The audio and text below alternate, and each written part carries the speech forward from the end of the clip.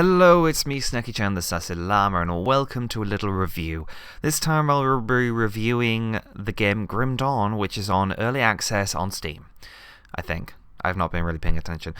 But I can guarantee that it is a very good game. I've been playing it for a fair few hours now. This is a brand new character, which I'm showing you right now, just so I don't spoil anything special for you. The story in it, I've been skipping most of it, to be honest, but from what I have read, it is quite in-depth, like most RPGs. So the best and closest other game that would be similar to this would be, in fact, Diablo, because the gameplay, the game style, all quite similar. Very different, premise, in the sense of this one's based more like witch hunting and steampunkish, without the brass and whatnot, but more grim, as the name Grim Dawn might suggest. And it is quite a fun little time waster, just like Diablo is.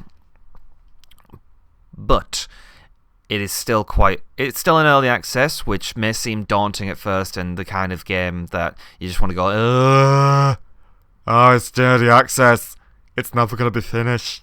To be honest, the gameplay and the game is already pretty close to being finished. From what I can tell, I've not explored every single thing yet, because there are still the odd thing. I've still not got to the end game with the end leveling and whatnot. But the game's pretty good. And unlike Diablo, they have ranged weapons like guns, as well as magic. It's all fun. It's just really fun. I'm not saying Diablo's not fun, it's just, if you want to play Diablo, but you don't feel like playing Diablo itself, this is a best alternative. This is literally, how to put it? It's the best way to just waste time. It's a good time waster. It's a little bit different, because in Diablo, you can only have one class. And you start by creating a character with that class, and you're stuck with them for the entire time. In this case, when you level up, you start off with one class, and you choose one, which is like a selection of warrior, and they all have different abilities, obviously. And then when you get to about level 10, you choose a second class. So during this time, you can mix up your magic. So say you fancied being a tanky dual-wielding sword person. You pick the warrior and the blade shadow or whatever. I've not got any of the images in front of me right now, so I'm really basing this off my memory. I've got some gameplay, but this is just stuff I've recorded myself. And or you fancied being like a mechanical sorcerer, which is something that I've been basically building myself, which is quite fun. And in the case of this video, this is a shaman. I haven't got a second class on it yet, but so far I'm quite enjoying it on the veteran difficulty. There are different difficulties. Unlike Diablo, though, it doesn't have the master tiers. It does have hardcore mode, and it does have harder difficulties, but I think you have to finish the game first. I haven't quite got that far, so I can't say any confirmation on that. Moving on to how pretty it's quite well pretty. It's quite well pretty, but it's very pretty. The designs of the areas, the well thought out placements. These places are quite big. The different areas, the different little dungeons are very big. It's very spacious, but it's not without character. It's not like they've gone, oh, there's a big green space, put a few trees on it, and we're done. Oh wait, we need monsters. Oh no, now we're done. Yeah. Excuse me.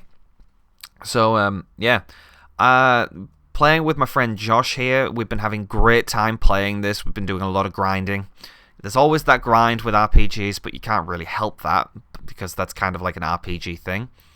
Except in certain RPGs where it basically just stops you from grinding, like freemium. It's going for 20 quid at the moment, which is not too bad if I say so myself. I got it for a little cheaper at 17 because it was on sale. And I promised that my friend Josh and I would play this together when he got it. And then now we do. It's very fun. I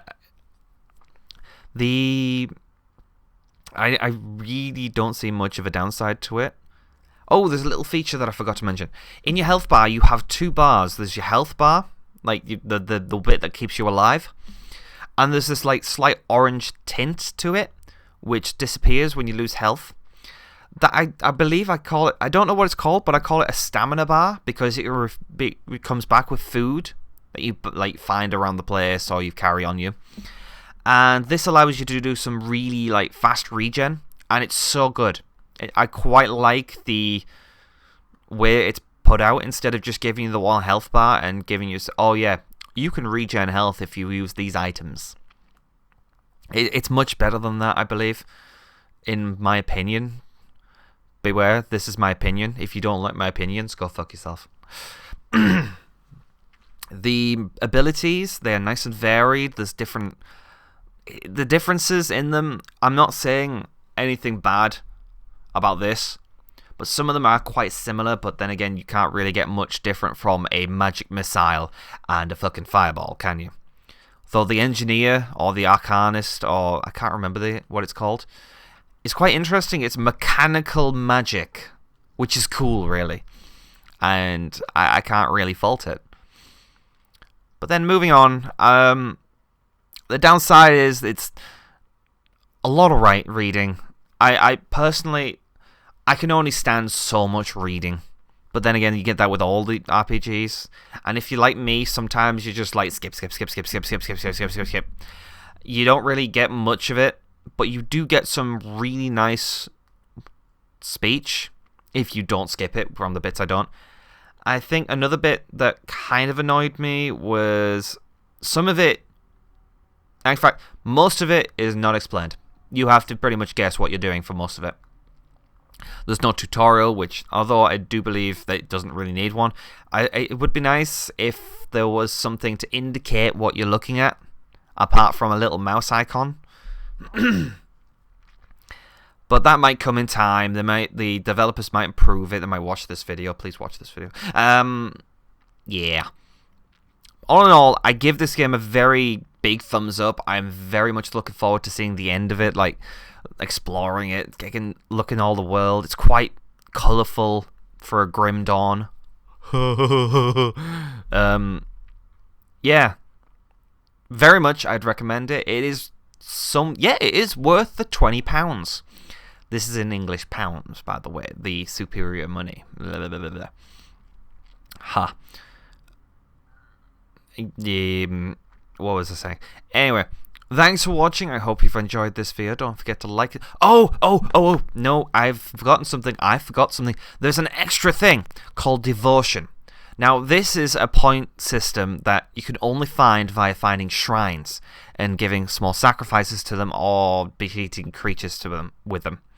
Now, these points are like extra bonuses, like extra cunning, extra physical damage, like physique, which is like your health, like your health, damage, and your magic. Now, these little, this is what makes it interesting for me, because you have to find these things rather than earn them. Well, you're still earning them, but you have to actually, they're not given to you on a platter when you level up, which I believe is literally one of the best features that it has, and I love how it's like brought out with the different pictures. And if I'm not lazy enough, I'm going to edit this in, but I'm going to leave it here. 1 second. Yeah, excuse me. Thanks for watching. I hope you enjoyed this video. Don't forget to like and subscribe. I hope to do more of these kinds of review videos, maybe with a bit more gameplay and a bit more time and effort. I'm not saying I'm not putting any effort into this. It's just, you know what I mean, I get lazy quite quickly. And as always, I'll see you next time in the next video. And don't forget to like and share and all that GB. And I really hope you'll be with me in the next video. See you next time. Bye. I can taking a shot. Oh, I died. Okay. You're a dick. That's for shooting me. Right, at least I got a backup on this one. Yeah, hopefully I'm not going to keep this